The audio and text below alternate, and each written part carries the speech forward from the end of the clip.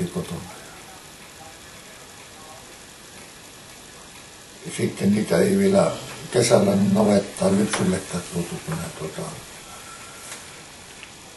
niillä oli siellä metän reunassa niin semmoinen pienempi aittus ja siihen sitten tuli ja siihen tulen päälle turpeita ja se savu kun nousi, niin ne ei syöpäläistä sitten haitannut niin paljon ja siellä sitten jakkara lehmän viereen ja sitten käsi lypsettiin. Mistä se Timo oli ja se meinaisi lypsypaikka sinne mitään? No ei meillä savuja tehty.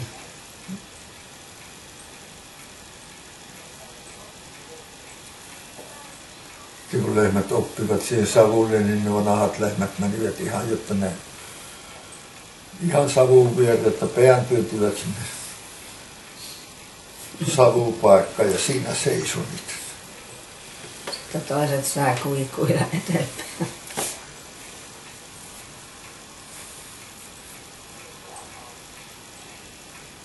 No missä se maito pidettiin sen kesällä? Tää? Mihinkä se maito sulla kesällä? Kun maito siellä lypsypaikalla oli jonkunlainen tonkka ja siila ja se pantiin siihen ja siilattiin ja sitten se maito joko kuoppaan tai sitten narulla laskettiin kaivoon. Kaivossa oli kylmää. Ei mitään jäähdytyslaitteita ollut. Ja sitten, no eihän se kestänyt niin kuin nyt ottaa tankista maidon myytaipaleesta kun otettuna, niin 4-5 vuorokautta se kestää, kun se lypsetään ja se samassa mennessä niin jäähtymään. Kun se siellä saa olla tuntikausia ennen kuin jäähtymään, niin... No sittenhän sitä jäätä on otettuna. Niin. Ja järvestä jäätä ja... Kesäksi ja sahajauhoja, mälliä. Niin. Sitten sieltä saaviin ja tonkkasaaviin ja siihen jäätä sitten. Joo. Vettä. Sinun aikana oli vielä kellarissa vesilaatikko ja sinne pantiin.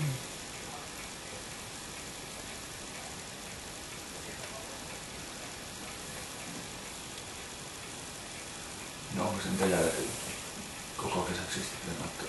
Mitä? Koko kesäksi kun niitä piti niitä jäätä riittää? Niin.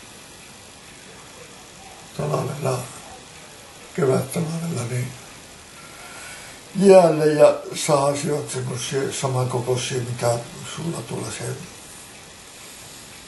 turvepaketti, semmoisia. Ja ne sitten viettiin meilläkin niin halakoliiteriin, veljattiin katon alle ja sitten viereen niitä ja sitten kun se kasaan sai, niin sitten muppaa päälle ja se ei sulla siellä hittaasti sullaa. Sieltä sitten käydä joka päivä niin aukaisemassa sen verran, että kirveellä saa lohkaistuksi tämmöisiä möykkyjä ja sitten vettä niin. Se oli se tärkein miehityshomma kaikilla. Sitten tuli nuo sähkömiehittäjät. Se oli meillä oli ensimmäisiä, jota toukkaan semmoinen laite ja sen jäähti sitä. Ja sitten tuli nuo alat. On se kyllä tuo aika muuttaa.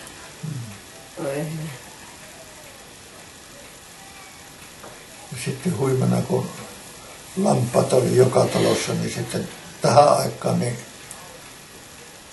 piti metästä lähteä niin lehtiä taittamaan. Niin, no ne oli näin paksuja ja ne sijoitti ja sitten huimana, kun sinne äiti ja isän kanssa sinne mehtään lähen taittoon, niin kun sillä oli sitten niitä syöpäläisiä. Nehän oli pahimpia. Ja sitten kun siellä taittoi niitä nippuja, niin, kerppuja, niin sitten kun kahvelle lähti, niin selkään niitä niin monta kuin jaksaa kantaa ja sitten ne pihaan kannettiin ja seinää vasten pantiin ne viereen kuivamaan ja niin sitten kun kuivivat siinä joitain viikkoja, niin sitten hangalla navetan vinttiluukusta ja sitten niitä talvellakin lampailla. Kyllä sitä työtä riitti. Ja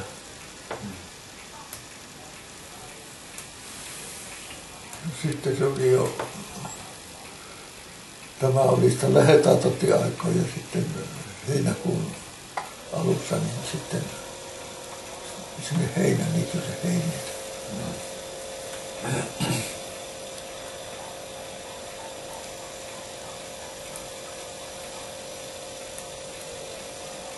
Perällä Suolahi, kun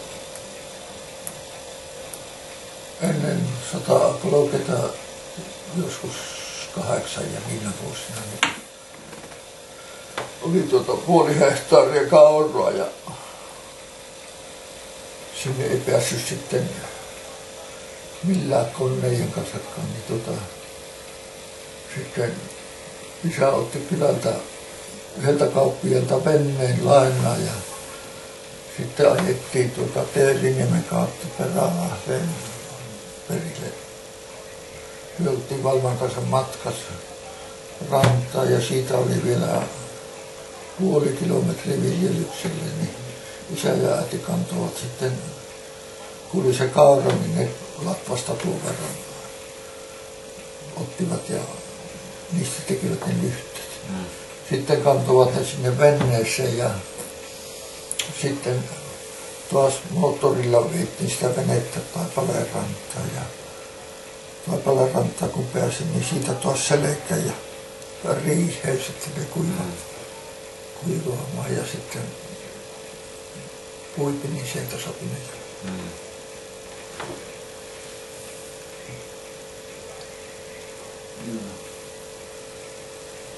Sitten kun niillekin viljelyksille lähdettiin heinänlyöntiin niin Valtalan rantaan venneellä tai moottorilla ja siitä sitten, kyllähän sitä ainakin 3 kilometriä, siitä sitten kävelemällä tuonne Peräsuolle ja sitten sieltä taas iltasella samoin kotiin. Sitten minä olin vielä jonkun 5-6 vanha, niin sitten sieltä kun niitä päivän aikana hiiriä löytyi, niin sitten minä ne pussiin panin ja sitten piti panna ne reppuun ja kissalle tuoda kotiin. Sieltä aina hiiren pessi, ihan pikkuhiiriä tuli paljon. Kissa hyvin auttaa iltasena tuopiko sieltä hiiriä. Syöpi. Supiasta se istuu, jolla on pitkä nokka, niin niitä se istuu.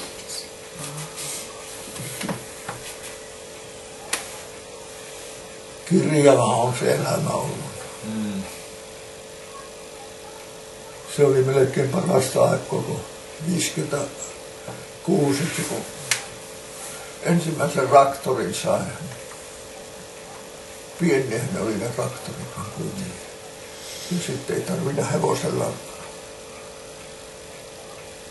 peltotöitä tehdä, kun traktorilla sai. Sitten siihen mennessä jo niin meikäläinen, kun vähän kykeni, niin sitä piti jo hevosen karhita niitä peltoja ja kävellä sillä hevosen perässä.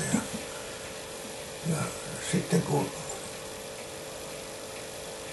sai kylvetyksi, niin taas ne hevosella muokata, jotta ne peittyy ne jyvät ja sitten vielä pölkytä ne jäljet. Sitten isä sanoi, että menkö te nyt ja kiven päältä nuo jyvät niin luualla lakaskot. Ja se kylvässä meni sinne. Mutta ne piti sitten vielä kiven päältä siihen muuttaa mitä sattuu aivan. Peltoon. Joo.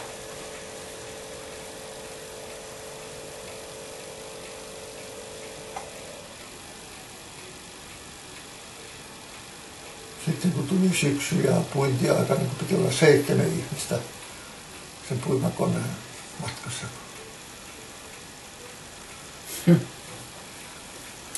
Venäjä. 2 ihmistä ajamassa niitä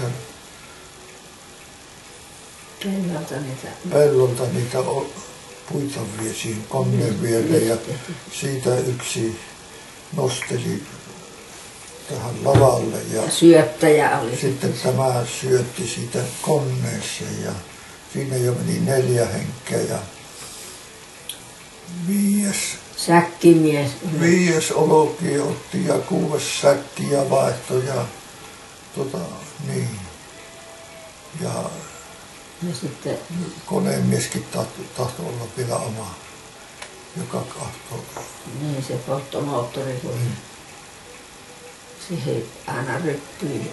Koneesta läpi kun meni, niin kuin olet meni tuonne, ruumenet meni tuohon, jyvät meni tänne. Niitä tuli moneen kohti, niin niitä oli mitään. Ja sitten vieläpä se pitää joka olokia kantaa, niin polki olla sillä laussa. Niin pitää. Sitten saunan lämpiämme ja puimaväki kävi saunassa ja seuraavana päivänä se saatettiin toisessa talossa olla puimassa. Kellä niitä alintakoneita kerkisi se? No ne ensin laittoivat silläkin, että kylä laittoi, jotta sen kuljetetaan yhteisen ostavat. Sitten meillä ei ollut konetta ja sitten muutamana syksynä kävi vieraskone puimassa ja sitten isä osti puimakoneen ja sen maamoottorin. No, oliko se teillä, eikö se eilen, Sylve eilen? Ei. Jaa, minä olet se eilen. Joo. Ja meillä oli sitten omat vehkeet ja sitten me jouduttiin Taanon kanssa, niin me jo sitten käytiin kylässä puimassa niillä vehkeillä ja sitten tuli traktori ja sillä oli jo helpompi kuljettaa niitä vehkeitä ja sitten Se maamoottori oli mahdottoman raskas. Ja vieläkö se sitä traktorilla kuljettu? mitä? Sitä eikö ole traktorilla kuljettu sitä maamoottoria? Eli sitä sitten katselee. Ei sitä ennen traktori, kun tuli maamoottori tarvittiin. Se traktori pyöritti vaan se itse puimakone kuljetettiin. Näin. No sitten Kestin Kalevi lähtö puimuriin ja myö Taunon kanssa jo toinen Kuhmo ostettiin. Mutta pikkusen kädessä kuljettiin. Sitten laittoi Kestin Mikko puimuriin ja sitten meitä oli 3, jotka pitäjälläkin kierrettiin. Ja